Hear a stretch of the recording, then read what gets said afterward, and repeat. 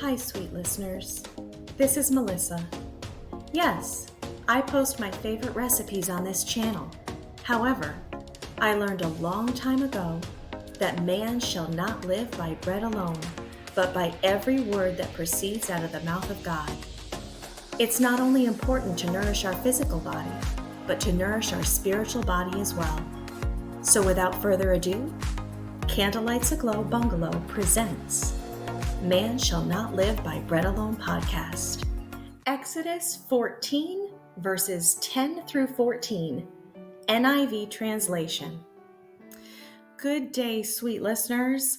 So the title of this message is, God, what have you done to me? How many times have I asked myself that or asked that of God in my life? And I'm sure you have too.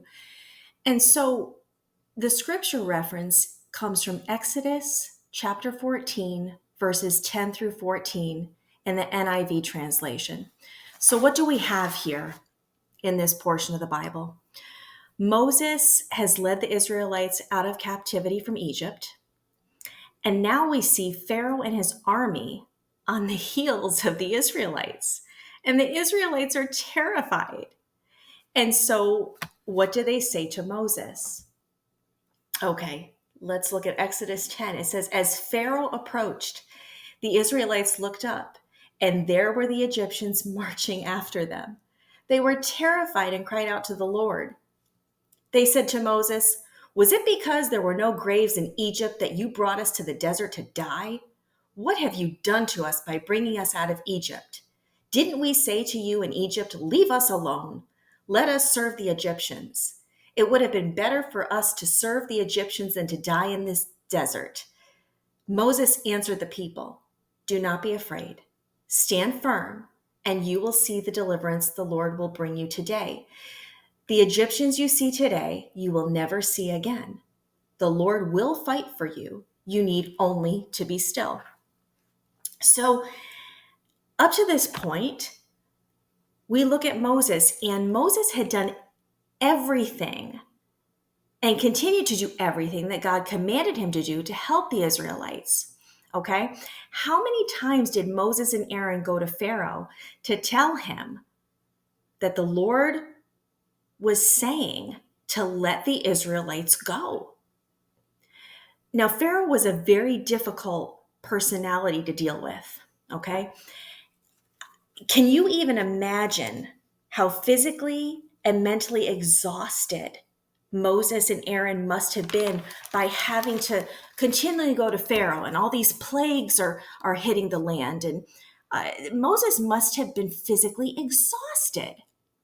And so now he finally gets the Israelites out of Egypt, and they don't appreciate it. They don't recognize all that Moses had to go through to get them out.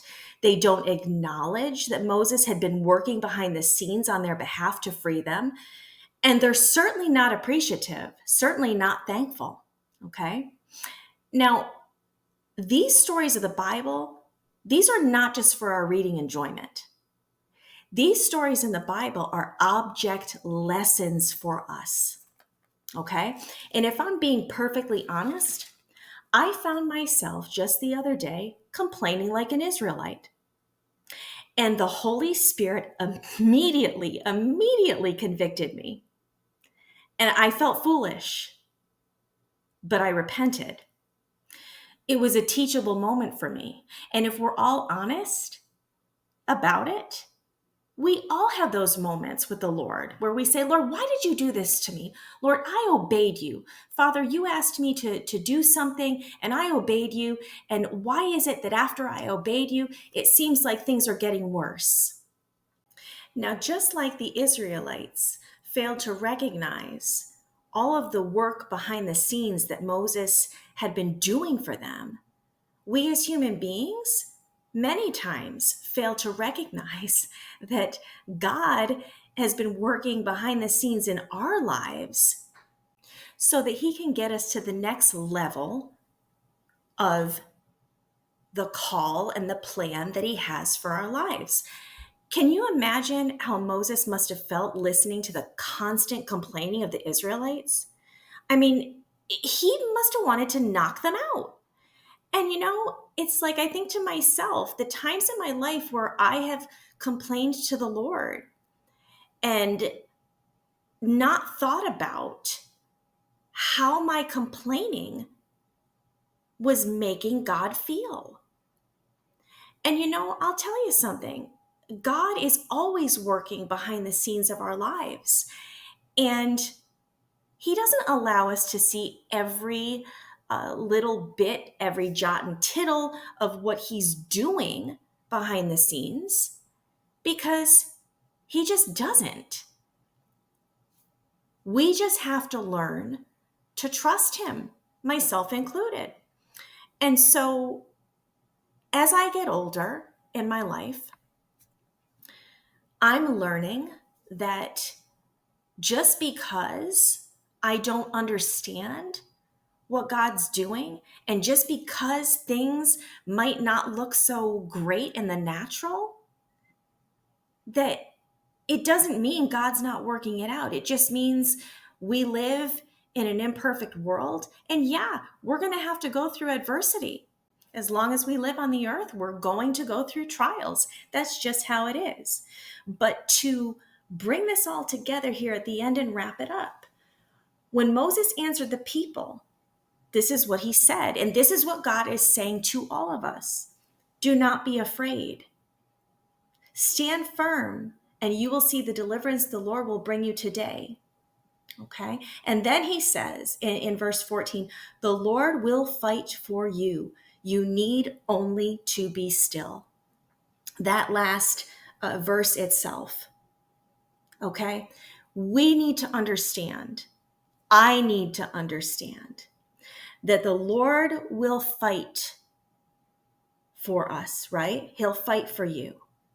Okay? We need only to be still. So I have to say to the Lord, Lord, I know you're working on my behalf. I just need to be still. And you out there, you just need to be still. Let God do what he needs to do in your life so that he can bring you to where he needs you to go. All right, you tune in again. I love you with everything I've got, and we'll see you soon. Bye-bye. Hit the like button and subscribe so that you never miss an episode. Check out my other videos. See you soon. Bye-bye.